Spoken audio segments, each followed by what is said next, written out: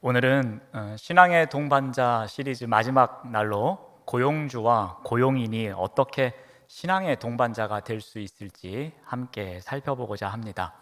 혹 나는 고용주도 아니고 고용인도 아닌데 오늘 말씀은 나와 상관없는 게 아닐까라고 생각할 수도 있습니다.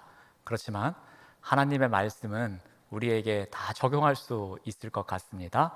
우리 개인에게 주시는 말씀으로 한번 또 이해를 하시면 좋을 것 같습니다. 죽기 전에 한 번은 유대인에게 물어라 라는 제목의 책이 있습니다. 이 책은 인간이 직면할 수 있는 수많은 문제들에 대해서 유대인들이 오랜 시간 동안 축적해온 지혜를 질문과 답변 형식으로 소개하는 것입니다. 그 가운데 한 챕터가 고용주와 고용인의 관계라는 제목이 있습니다. 그 내용을 일부 소개하고자 합니다. 먼저 고용주의 의무를 이렇게 이야기를 합니다. 고용주의 의무를 이야기하면서 먼저 신명기의 말씀을 인용합니다. 가난하고 궁핍한 일꾼은 그가 너의 형제든지 아니면 내 땅에 살고 있는 이방인이든지 압제하지 말라라고 합니다. 그에게 그날 해가 지기 전에는 꼭 일당을 지불하라라고 이야기합니다. 왜 일꾼들이 집을 짓기 위해서 사다리에 올라가고 또 열매를 따기 위해서 나무 위에 올라가고 죽음까지 무릅쓰면서 위험한 일을 하겠느냐? 다 일당을 벌기 위함이다 라고 말합니다. 그러면서 일꾼은 하루 벌어서 하루를 살아가는 사람들이기에 그들에게 일당을 지불하는 것을 미룬다라는 것은 마치 죄와 같다라고 말합니다.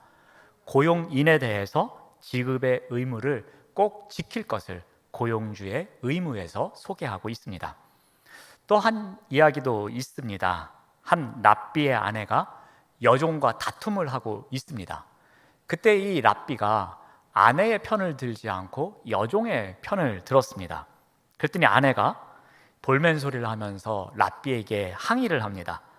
어째서 당신은 여종 앞에서 내가 잘못했다고 말을 합니까? 라고 말합니다. 그러자 랍비가 답하기를 내 남종이나 여종이 나에 대해 원망이 있을 때 내가 그들의 말을 무시해 버린다면 하나님께서 내게 찾아와 물으실 때에 내가 어떻게 대답할 수 있겠소? 라고 합니다. 이 말은 무엇을 의미합니까? 자신보다 지위가 낮은 사람, 자신보다 힘이 없는 사람에게 거만하게 군다든지 불공평하게 대한다면 우리보다 힘이 있으신, 우리보다 우월하신 우리의 하나님께서 우리를 어떻게 하시겠느냐라는 겁니다. 마치 우리가 그들을 대하듯이 하나님께서도 우리에게 똑같이 대하실 것이다. 그러니 우리가 주의해야 한다라는 이야기입니다. 이와 같이 고용주에 대한 의무를 이야기합니다. 또한 고용인의 의무를 이야기하는데요. 유대 율법을 한 가지 소개합니다. 밤에 밭을 갈게 한 소를 그 다음날 낮에 빌려주어서는 안 된다라는 것입니다. 그러니까 밤새도록 일한 소를 그 다음날 또 일할 수 있도록 돈을 받고 빌려주면 안 된다라는 율법입니다. 또한 밤에 일을 한 사람이 낮에 돈을 벌기 위해서 일을 해도 안 된다라고 합니다. 똑같은 원리입니다. 이 원리가 담고 있는 의미가 무엇입니까? 정상적인 임금, 정상적인 대가를 받을 때에 그 대가를 받는 사람은 정직하게 그 임무를 다 해야 한다는 겁니다. 즉 임금에 상응하는 작업량을 소화해야 한다는 겁니다. 그런데 전날 밤새도록 일을 했습니다. 그래서 잠을 자지 못했어요. 그러면 그 다음날 낮에는 컨디션이 좋지 않기 때문에 일터에 나가서 그 작업량을 소화할 수 없기에 낮에는 일을 하면 안 된다라는 것입니다. 그만큼 고용인이 성실하게 일하지 않는 것은 고용주의 재화를 빼앗는 것과 같은 죄를 짓는 자리에 나아가는 것과 똑같다라는 이야기를 하고 있습니다. 고용인의 최소한의 의무를 강조하고 있는 내용입니다. 자, 이와 같이 유대인들은 고용주와 고용인의 관계에서 지켜야 할 최소한의 의무를 설정해 놓습니다. 고용주와 고용인이 함께 살아갈 수 있는 기본 원칙을 세워놓고 갑을 관계에 의해서 불공평한 일이 발생하지 않도록 제도적으로 장치를 해놓은 것입니다. 건강한 상호 관계를 추구하고 있습니다. 그들 또한 신앙의 동반자로 함께 살아갈 수 있도록 제도적으로 준비를 하고 있었던 것입니다. 오늘 본문에 이와 비슷한 내용이 나옵니다.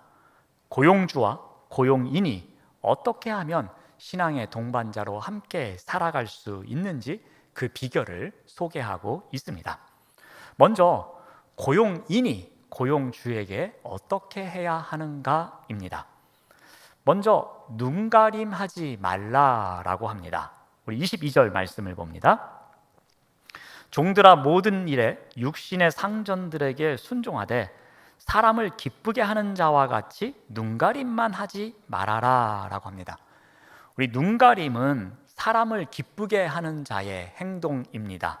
즉 사람의 비위를 잘 맞춰서 연출된 행동을 하는 것을 이야기합니다.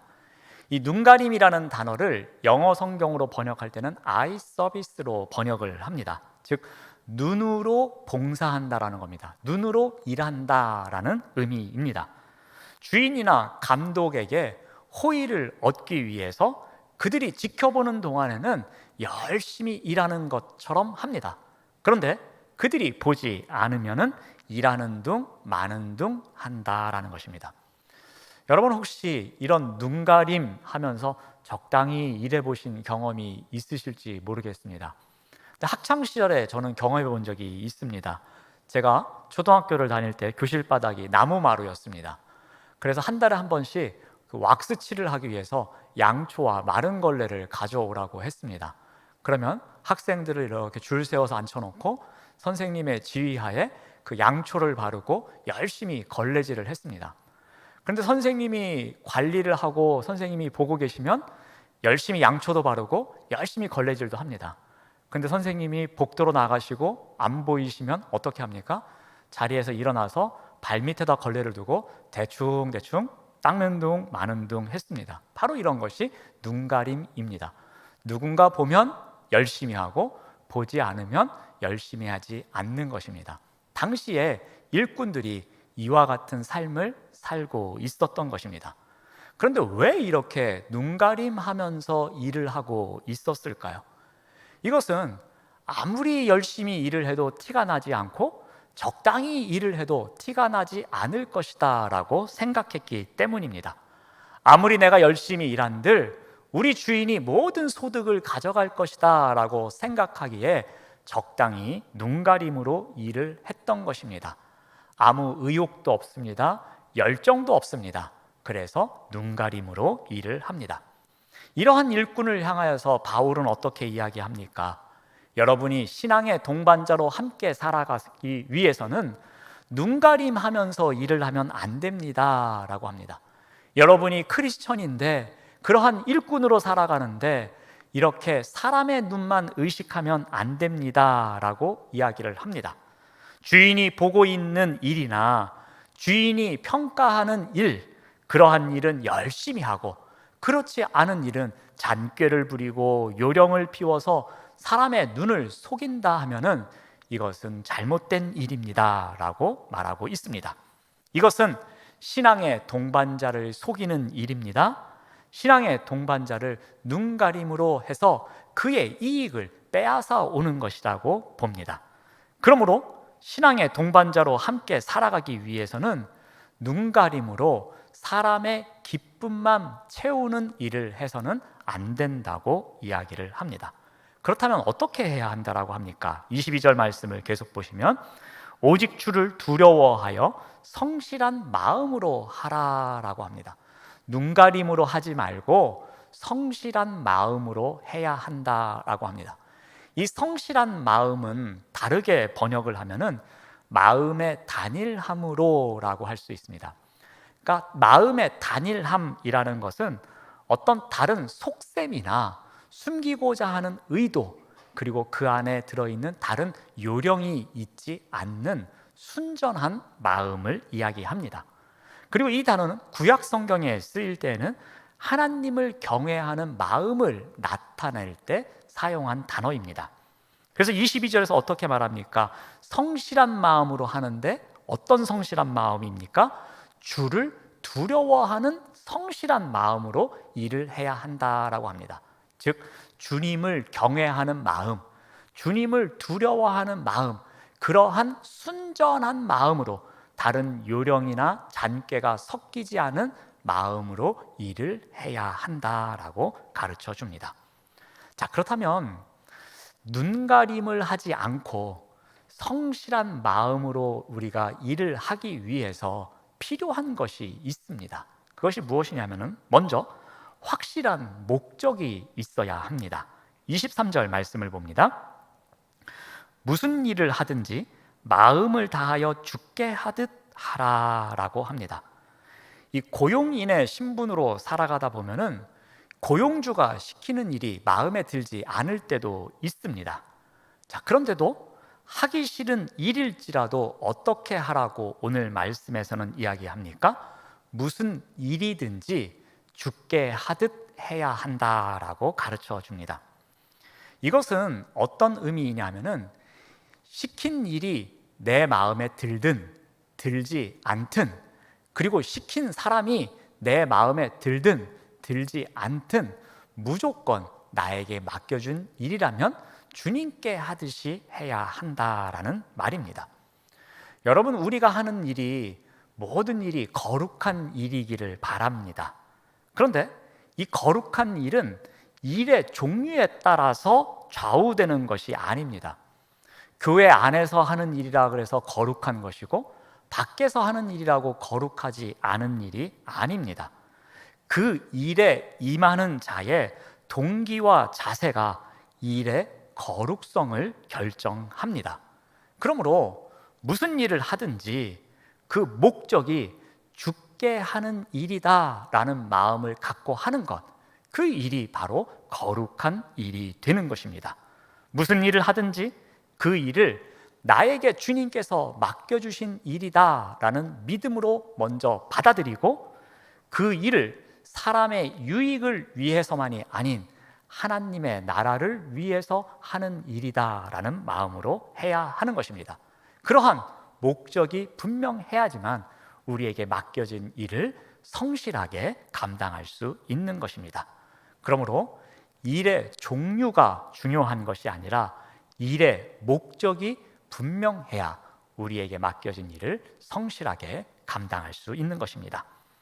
또한 우리에게 맡겨진 일을 성실하게 감당하기 위해서 필요한 것은 확실한 정체성입니다. 우리가 누구인지, 이 일을 감당하는 우리가 누구인지를 정확하게 알고 있어야 합니다. 우리 24절 말씀을 봅니다. 너희는 주 그리스도를 섬기느니라. 조금 바꾸면 너희는 주 그리스도를 섬기는 그리스도인이다 라는 말입니다. 우리 종들은 어떤 수고를 하더라도 자기의 열매를 거둘 수가 없었습니다. 이게 당시의 사회 풍습이었습니다. 모든 수고의 열매는 주인들에게 돌아갔습니다. 그러므로 열심히 일할 의욕도 생기지 않았습니다. 적당히 눈가림해서 적당히 시간만 채우면 되는 것이었습니다. 그런데 바울은 그러한 그리스도인 종들에게 어떻게 이야기를 합니까? 주인의 눈만 의식하지 말라고 합니다. 하나님의 눈을 의식해야 한다라고 합니다. 그러므로 어디에서 무슨 일을 하든지 주께 하듯 성실하게 감당해야 한다라고 합니다. 왜냐하면 이것이 바로 그리스도를 섬기는 삶이기 때문입니다. 아무리 수고의 열매가 없더라도, 인정해주는 사람이 없더라도 세상의 일 가운데에는 하나님과 관계없는 일이 아무것도 없다라는 이야기입니다. 그러므로 모든 일이 하나님을 섬기는 일터다라는 생각을 가지라고 합니다. 그리스도를 섬기는 그리스도인의 정체성에 맞게끔 우리를 부르시고 우리에게 일을 맡기셨으므로 그 정체성에 맞는 삶을 살아가야 한다라는 겁니다. 우리에게 당신은 주 예수 그리스도를 믿는 크리스천입니다. 그 정체성에 맞는 일을 맡겨주십니다. 그러므로 그 정체성을 확실히 갖고서 그 자리에서 맡겨진 일을 감당해야 한다라는 것입니다. 우리의 모든 삶은 주님과 관련 없는 자리가 하나도 없습니다. 교회 안에서 일어나는 일이든 교회 밖에서 일어나는 일이든 주님과 모든 것이 관련이 있다라는 믿음으로 일을 해야 합니다. 그 자리에 부름받은 그리스도인이라는 정체성, 이 확실한 정체성이 있어야지만 우리에게 맡겨주신 일을 성실하게 감당할 수 있을 것입니다. 세 번째로 필요한 것은 확실한 소망입니다. 우리 3장 24절 말씀을 계속 보시면 이는 기업의 상을 주께 받을 줄 아나니 라고 합니다. 이 기업은 본래 부모로부터 물려받는 유산을 이야기합니다. 당시 사회에서는 이 종들에게는 육신의 주인으로부터 유산을 물려받을 권한이 없었습니다. 자, 그런데 바울이 어떻게 이야기합니까? 물려받을 유산이 없는, 그러한 권한이 없는 종들에게 기업이 있다라고 이야기합니다. 여러분에게도 기업의 상을 받을 기회가 있습니다 라고 이야기합니다. 주님은 일상을 죽게 하듯 살아가는 종들의 땀과 수고를 잊지 않으신다라고 합니다. 그리고 그들에게 그 수고에 맞는 기업을 주신다라고 합니다. 육신의 상전은 때로는 종들에게 적절하게 또는 정확하게 평가를 내리지 못할 때가 있습니다. 때로는 종들을 오해할 때도 있습니다. 때로는 종들의 땀과 수고를 하나도 돌려주지 못할 때도 있습니다. 그래서 그들로 하여금 억울한 심정을 토로하게끔 만드는 상황도 있습니다. 자, 그런데 다른 주인이신 하늘의 주인은 다르십니다. 그분은 완전하신 재판관이십니다. 공의로우신 분이십니다. 주님은 우리의 땀과 눈물이 하나도 땅에 떨어지는 법이 없도록 행한 수고에 따라서 상급을 주시는 분이다라고 이야기를 합니다. 바로 이 소망을 갖고 일을 해야 한다라는 것입니다. 하나님을 의식하고 범사에 죽게 하듯 살았던 사람들은 당장 눈에 보이는 열매가 없지만 하나님께서 준비하신 기업의 상급이 있다라고 합니다. 이 확실한 소망을 소개하는 것입니다. 이 소망이 있어야 성실하게 자신에게 맡겨진 일을 감당할 수 있다라고 합니다. 이제 다음으로는 입장을 바꿔서 고용주가 고용인에게 어떻게 해야 하는지를 소개합니다. 신앙의 동반자로서 고용주가 해야 할 일이 무엇인지 4장 1절에서 이렇게 말합니다. 상전들아 의와 공평을 종들에게 베풀라라고 합니다. 자, 고용주가 해야 할 일이 무엇입니까? 의와 공평을 베푸는 것입니다. 의와 공평을 베푼다라는 것은 그렇게 마음속으로 쉽게 다가오는 표현은 아닙니다. 이것을 좀 더 쉽게 바꾸면 억울하지 않도록 대우해 주라라는 명령으로 바꿀 수 있을 것 같습니다. 즉, 고용주가 고용인에게 억울하지 않도록 모든 것을 대우해 줘야 한다라는 것입니다. 이 고용인은 소위 을의 자리에 놓여 있습니다. 그러다 보니 이 고용주의 의도나 생각과 달리 이 고용인이 억울하다라고 느낄 때가 많이 있습니다. 이 고용인은 힘의 논리에 의해서 약자입니다. 그러므로 억울함을 느낄 때가 또 있을 것입니다. 불공평한 고용주의 처리 방식에 대해서 억울함을 호소하고 싶지만 자신의 처지 때문에 이러지도 저러지도 못할 때도 있습니다. 부당한 대우를 받으면서 항변을 하고 싶지만 그렇게 하지 못할 때도 있습니다. 더욱 억울할 때도 있는 것입니다. 크고 작은 억울함 때문에 눈물로 마음을 달랠 때도 있을 것입니다. 또한 고용주에 의해서 발생한 고용인의 억울함은 이 고용인과 고용주가 함께 신앙의 동반자로 살아가지 못하도록 만들기도 합니다. 여러분, 사업장에 가서 예배를 드릴 때도 있습니다. 그리고 직장인들이 모여있는 신우의 예배에 가서 예배를 인도할 때도 있습니다.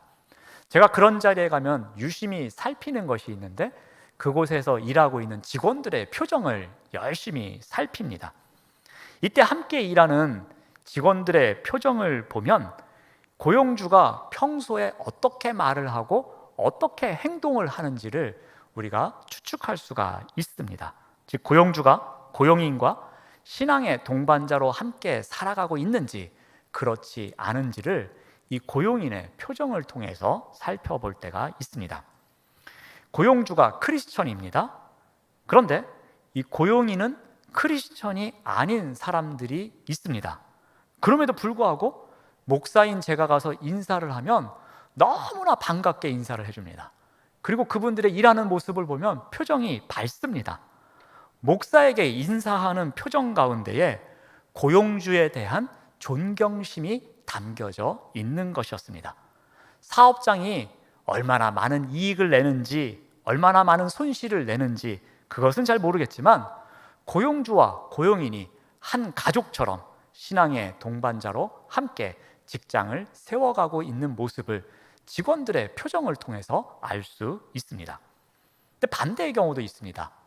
고용주가 아주 신실한 크리스천입니다. 그리고 고용인들 또한 대다수가 크리스천입니다. 그런데 목사인 제가 가서 예배를 드리기 위해 인사를 하는데 직원들의 표정이 별로 좋지가 않습니다. 목사가 와서 인사하는데도 불구하고 그들의 표정이 점점 어두워집니다. 목사에게 인사하는 표정 가운데에 고용주에 대한 불만의 마음이 가득 담겨져 있는 것입니다. 무엇이 문제입니까? 세상에는 고용주와 같은 강한 자도 있습니다. 그렇지만 고용인과 같은 약한 자도 있습니다. 이 관계가 동반자가 되기 위해서는 흐름의 원칙이 지켜져야 합니다. 즉, 강한 자에게서 약한 자에게로 의와 공평이 흘러가야 합니다. 마치 물이 높은 데서 낮은 곳으로 흘러가듯이 강한 자와 약한 자의 온전한 흐름이 동반자의 원리가 조화를 이루게 만들어줍니다. 그런데 인간의 본성이 그렇게 호락호락하지는 않는 것 같습니다.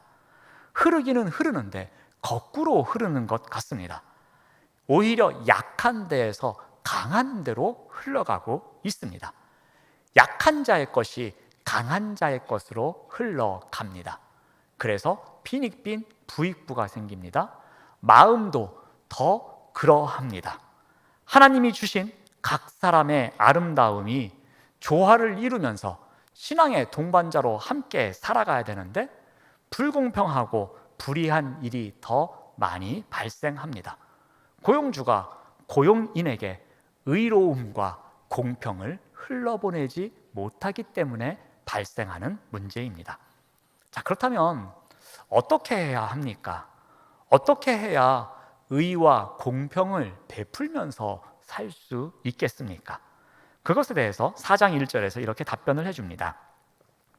너희에게도 하늘에 상전이 계심을 알지어다 라고 합니다. 고용주 또한 자신의 고용주가 계시다는 것을 알아야 한다라는 것입니다. 무엇보다도 고용주의 고용주가 그 고용주에게 어떻게 했는지를 기억하고 알고 있어야 한다라는 것입니다. 여기서 말하는 하늘의 상전이 누구입니까? 바로 하나님이십니다. 고용주의 상전이신 그 하나님께서 과연 고용주에게 어떠한 일을 하셨는지 그것을 잘 알고 있어야 한다라는 이야기입니다. 그것을 알고 있다면 내가 고용인에게 어떻게 해야 하는지도 알아야 한다라는 것입니다. 하늘의 상전이 어떤 일을 하셨습니까? 바로 의와 공평을 약한 대로 흘려 보내셨습니다. 그것을 위해서 자신을 희생하셨습니다. 독생자이신 아들 예수를 이 땅에 보내주셔서 의로움이 어떠한 것이고 공평함이 어떠한 것인지를 친히 오셔서 실천하시면서 보여주게 하셨습니다. 고용주에게 주신 하늘의 상전의 선물이었습니다. 그러므로 고용주는 하늘의 고용주가 자신을 위해서 어떻게 하셨는지를, 어떠한 은혜를 베푸셨는지를 정확하게 알고 있어야 한다라는 것입니다. 그것을 안다면 고용인에게 그 의와 공평을 흘려보내는 삶을 살아야 한다라고 이야기합니다. 빌레몬서라는 서신서가 있습니다. 이 빌레몬서는 골로새에서 종으로 있다가 주인의 재물을 훔쳐서 로마로 도망간 오네시모와 관련된 이야기를 다룹니다. 죄를 짓고 로마로 도망친 오네시모는 이 복음 전도자인 바울을 만납니다. 바울에게 복음을 듣습니다. 그리고 그리스도인이 됩니다. 그러자 오네시모는 자신이 잘못한 것을 회개하게 됩니다. 그리고 그것을 되돌릴 수 있는 기회를 잡고자 합니다. 그것은 골로새로 다시 돌아가는 일이었습니다. 하지만 당시 사회 풍습상 도망친 노예가 붙잡히면 그 목숨을 보장할 수가 없었습니다. 그래서 이 사정을 들은 바울은 어떻게 합니까? 빌레몬에게 편지를 씁니다. 오네시모가 나에게 와서 복음을 듣고 너와 같은 그리스도인이 되었다. 우리와 같은 한 형제다. 그러니 내가 포용해주고 내가 끌어안아주면 좋겠다라고 합니다. 우리의 고용주이신 하나님께서 우리를 속량하시고 우리에게 은혜를 베푸셨듯이 너 또한 오네시모에게 은혜를 베풀기를 바라는 마음으로 편지를 보냅니다. 바로 이 편지가 빌레몬서입니다. 주인과 노예가 그리스도 안에서 형제가 된다는 일, 그 당시에는 정말 힘든 일이었습니다. 불가능한 미션이었습니다. 사람들이 가지고 있는 인간 관계에 대한 기본적인 개념을 갈아엎지 않는 한 이 일은 불가능한 일이었습니다. 하지만 빌레몬과 오네시모 사이에는 이 일이 가능했습니다. 어떻게 가능했습니까? 하늘의 상전이 계심을 인정하는 믿음이 있었기에 가능했습니다. 하늘의 상전이 보여주셨던 그의 삶, 의와 공평을 흘려보내기 위해서 이 땅에 오셔서 보여주셨던 그 삶, 나 또한 그와 같이 살아가겠노라는 결단이 있었기에 가능했습니다. 하늘의 상전이 베풀어 주신 속량의 은혜를 알고 있기에 이 일이 가능했던 것입니다. 하늘의 고용주가 베푸신 의와 공평의 은혜, 이 은혜를 알고 기억하고 그 은혜를 나누는 삶이 중요합니다. 이 의와 공평이 흘러가게 해야 합니다. 강한 자에게서 약한 자에게로 흘러가도록 하는 삶, 이 삶이 중요하다라고 이야기를 합니다. 오늘은 고용주와 고용인의 관계가 신앙의 동반자로 살아가는데 어떻게 해야 되는지에 대해서 함께 말씀을 나누었습니다. 먼저 고용인의 자리에 있다면 어떻게 해야 합니까? 사람을 기쁘게 하는 자처럼 눈가림만 하지 말라고 합니다. 무슨 일을 하든지 사람이 아니라 주님을 대하듯 해야 한다라고 합니다. 왜냐하면 우리는 교회와 가정에서만 아니라 직장에서도 또 많은 일터에서도 주님이신 그리스도를 섬기고 있기 때문입니다. 그러므로 분명한 목적이 있어야 합니다. 내가 하는 이 일은 죽게 하듯 내가 하겠다라는 분명한 목적을 갖고 일을 해야 합니다. 그리고 나는 그리스도인으로서 섬기는 삶을 살아가겠노라는 정체성을 분명하게 갖고 있어야 합니다. 그리고 내 눈앞에 보여지는 열매가 없을지라도, 나를 인정해주는 사람이 없을지라도 하나님께서 준비하신 기업의 상이 있다라는 소망을 갖고 우리에게 맡겨진 일을 감당해야 할 것입니다. 또한 고용주의 자리에 있다면 의와 공평을 베푸는 삶을 살아야 합니다.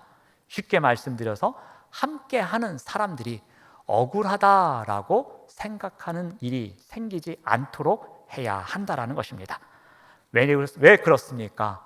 하늘의 상전이 우리에게 의와 공평이라는 은혜를 베풀어 주셨기 때문입니다.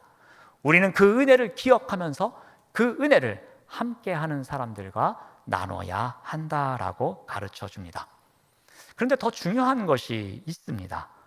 우리가 고용주의 자리에 있든 고용인의 자리에 있든 중요한 것은 위치가 아닙니다.